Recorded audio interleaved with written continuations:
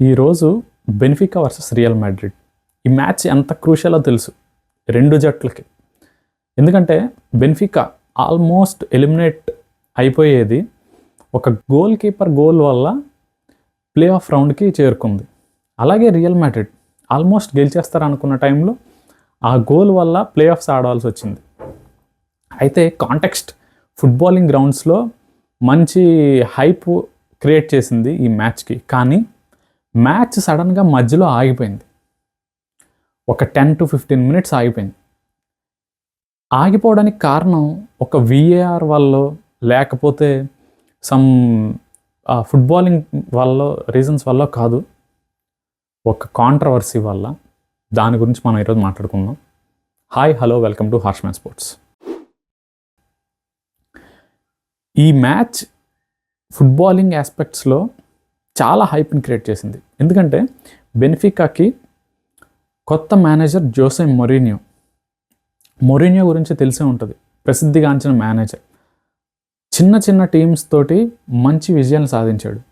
అతను Porto and Inter Milan teams తోటి Champions League గెలిచాడు. Chelsea, Real Madrid, Manchester United లాంటి మంచి టీమ్స్కి కూడా మేనేజర్గా ఉన్నాడు. అయితే ఈ మ్యాచ్ అతను ఇప్పుడు బెనిఫికాకి కోచ్, ప్రస్తుతం మేనేజర్. అయితే అవతల real Madrid one of the top teams in Europe. అందరికంటే ఎక్కువసార్లు ఛాంపియన్స్ లీగ్ గెలిచిన టీం అది. ఆ జట్టులో ప్రస్తుతానికి వరల్డ్ సూపర్ స్టార్స్ చాలామంది ఉన్నారు. Like Kylian Mbappe, Vinicius junior, Jude Bellingham, ఇంకా చాలామంది. అయితే ఈ మ్యాచ్ మంచి ప్రేక్షకుల్లో మంచి ఆసక్తి రేకెత్తించింది. ఫుట్బాల్ బాగా ఎంజాయ్ చేసేవాళ్ళు, మంచిగా ఆ కోణంలో మ్యాచ్ చూసేవాళ్ళు. సడన్గా ఫస్ట్ గోల్ తర్వాత మ్యాచ్ కంప్లీట్గా మారిపోయింది. అసలు ఏమైందంటే ఫస్ట్ హాఫ్లో గోల్లెస్గా సాగింది. రెండు జట్ల నుంచి గోల్ ఎవరు కొట్టలేకపోయారు. రియల్ మాడ్రిడ్కి చాలా అవకాశాలు వచ్చినాయి. గోల్ కీపర్, బెనిఫికా గోల్ కీపర్ మంచి సేవ్స్ తోటి గోల్ని కొన్ని ఆపాడు.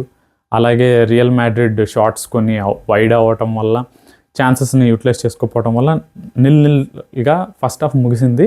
సెకండ్ హాఫ్ చాలా క్రూషియల్గా, ఇంట్రెస్టింగ్గా సాగిద్ది అనుకున్న టైంలో వినీషియస్ జూనియర్ సెకండ్ హాఫ్ స్టార్టింగ్లోనే అద్భుతమైన curling girl from long range కొట్టి రియల్ మాడ్రిడ్ని 1-0 తోటి ఆధిక్యంలోకి తీసుకెళ్ళాడు.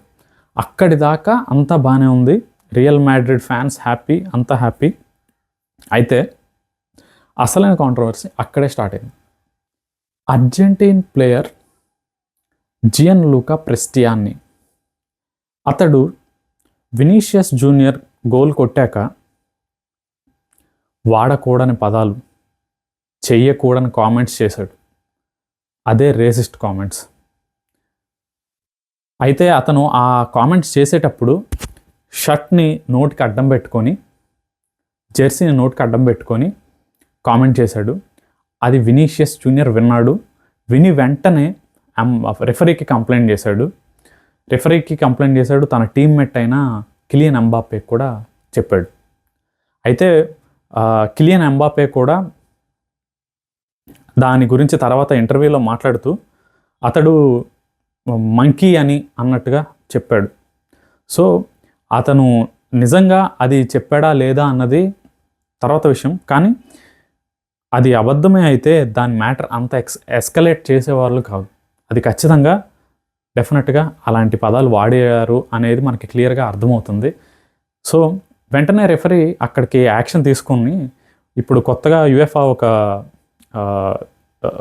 దీన్ని తీసుకొచ్చింది. ఏంటంటే సడన్గా ఇలాంటి ఫుట్బాల్ మ్యాచెస్లో ఎప్పుడైనా ఇలా రేసిజం కనుక వస్తే మ్యాచ్ని రెఫరీ కంట్రోల్లో తీసుకొని ఇలా జెస్చర్ ఇస్తారు.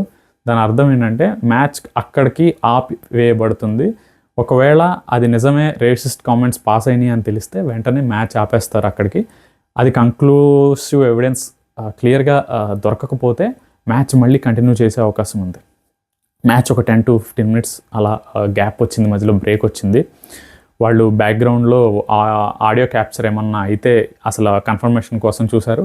అయితే వాళ్ళకి దొరకకపోవడంతో మ్యాచ్ని మళ్ళీ రెజ్యూమ్ చేశారు. అయితే ఇక్కడ ఏంటంటే పాయింట్, ఇలాంటి కామెంట్స్ అండ్ ఇలాంటి రేసిజం అనేది ఫుట్బాల్లో కొత్త కాదు. అండ్ దీన్ని ప్రివెంట్ చేయడానికి కోసం చాలా మాటలు చెప్పారు, చాలా ప్రోగ్రామ్స్ రన్ చేస్తున్నారు, ఇంటర్నేషనల్ కమిటీస్ అవ్వచ్చు, యుఎఫ్ఏ అవ్వచ్చు. అయితే ఇలాంటివి మాత్రం ఇన్సిడెంట్స్ ఆగట్లేదు. అండ్ ఇంకొకటి ఏంటంటే, వినీషియస్ జూనియర్కి ఇది మొదటిసారి కాదు. ఇలాగా గతంలో కూడా స్పెయిన్లో ఆడుతున్నప్పుడు స్టేడియంలో ఫ్యాన్స్ కానివ్వండి, అపోజిషన్ ఫ్యాన్స్ కానివ్వండి, ఇలాంటి రేషియల్ కామెంట్స్ని తను అబ్యూస్ చేయబడ్డాడు ఇదివరకు గతంలో కూడా. ఒకటి గమనించాలి ఏంటంటే, ఫుట్బాలింగ్ గ్రౌండ్స్లో ఈ మ్యాచ్ని చూడాలనుకునే ప్రేక్షకులకు కానీ ఎవరికైనా కానీ ఫుట్బాల్ గురించి మాట్లాడుకోవాలి కానీ ఇటువంటి నాన్ సెన్స్ కానీ ఇటువంటి ఈ రేసిజం గురించి మాట్లాడాల్సిన అవసరం రాకూడదు. అది చాలా బాధాకరం. ఇది అసలు దీని గురించి ఎక్స్ప్లెయిన్ చేయటం అనేదే చాలా కష్టం. ఎందుకంటే ఆ సిచ్యువేషన్లో ఉన్న పర్సన్స్కి మాత్రమే తెలుస్తుంది. ఆ ఫేస్ చేసినప్పుడు ఒక్కొక్కసారి వాళ్ళకి ఆ బాధ వర్ణనాతీతం. సో ఇలాంటిది ఎప్పటికీ రిపీట్ అవ్వకూడదు. గతంలో కూడా చాలా ఇన్సిడెంట్స్ ఇలా రిపీట్ అయినాయి. స్ట్రాంగ్ యాక్షన్ కనుక తీసుకోకపోతే హైయర్ అథారిటీస్, ఇలాంటివి మళ్ళీ గతంలో కూడా చాలాసార్లు రిపీట్ అయ్యే అవకాశం ఉంటుంది.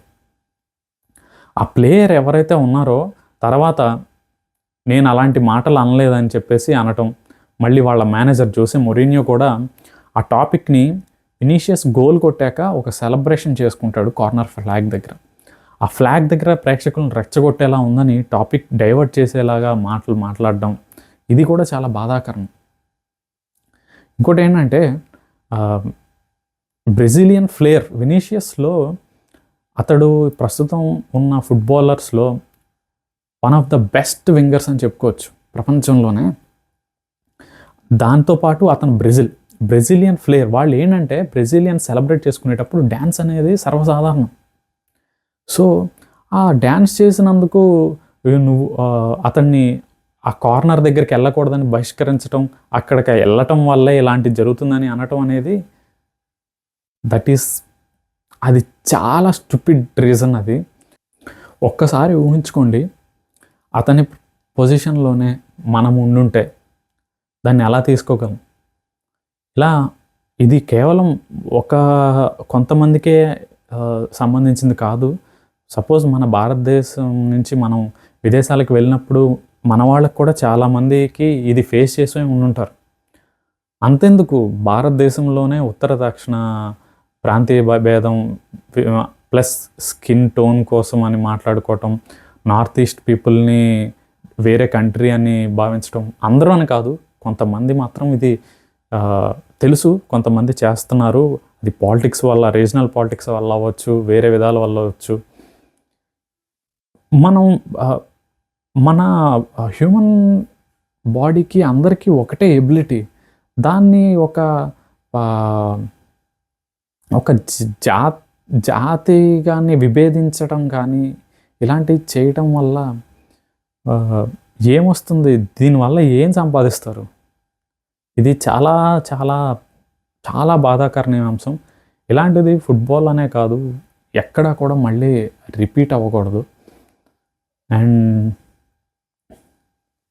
ఎస్, నా ఉద్దేశంలో అయితే ఆ ఇన్సిడెంట్స్ మళ్ళీ అలాంటి రిపీట్ అవ్వకూడదంటే కఠిన చర్య తీసుకోవాలి కంపల్సరీగా. నెక్స్ట్ టైం ఇంకొకసారి ఇలాంటివి రిపీట్ అవ్వకూడదు. అండ్ ఎస్, ఏదైతే ఆ రేషియల్ కామెంట్స్ పాస్ చేశాడో ఆ ప్లేయర్ చాలా యంగ్, అతని కెరీర్ కూడా స్పాయిల్ అయిపోద్ది ఇలాంటివి చేయడం వల్ల. సో అది ఒకళ్ళ కెరీర్ స్పాయిల్ అవ్వాలని ఎవరికి ఉండదు, కానీ నెక్స్ట్ వాళ్ళు ఇంకొకసారి ఇలాంటివి చేయాలంటేనే భయపడాలి.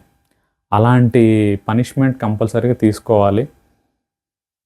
అండ్ ఇంకొకటి చెప్పాలనుకుంటున్నాను, ఈ ఛానల్లో cricket, tennis and football, football తెలుగులో మన ఫుట్బాల్, తెలుగులో ఉన్న ఫుట్బాల్ ఫ్యాన్స్ అందరి కోసం కూడా ఈ ఛానల్ని ఏర్పాటు చేయడం జరిగింది. మీరు ఖచ్చితంగా ఇందులో ఫుట్బాల్కి సంబంధించి మీకు ఆసక్తికరంగా మంచి విశ్లేషణ దొరుకుతుంది. ఖచ్చితంగా ఫుట్బాల్ ఫ్యాన్స్ ఈ ఛానల్ని ఫాలో చేయండి. Thanks for watching harsh match.